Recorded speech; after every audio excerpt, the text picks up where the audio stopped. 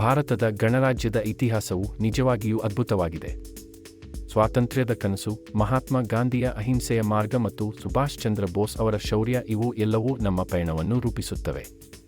1947ರಲ್ಲಿ ಸ್ವಾತಂತ್ರ್ಯ ಪಡೆದ ನಂತರ ದೇಶಕ್ಕೆ ತನ್ನದೇ ಆದ ಕಾನೂನು ಬೇಕಾಗಿತ್ತು.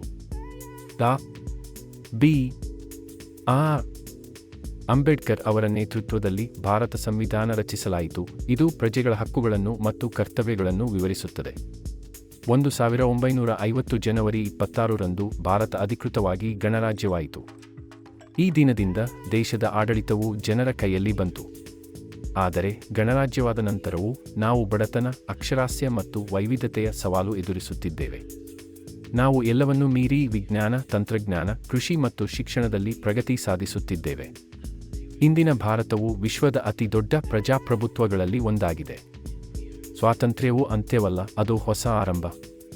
ಗಣರಾಜ್ಯವು ನಮ್ಮ ಹೊಣೆಗಾರಿಕೆ ಮತ್ತು ನಾವು ನಮ್ಮ ಹಕ್ಕುಗಳನ್ನು ಕಾಪಾಡಿಕೊಳ್ಳುವುದು ಮಾತ್ರವಲ್ಲ, ದೇಶದ ಅಭಿವೃದ್ಧಿಗೆ ಸಹಕಾರ ನೀಡುವುದು ನಮ್ಮ ಕರ್ತವ್ಯ.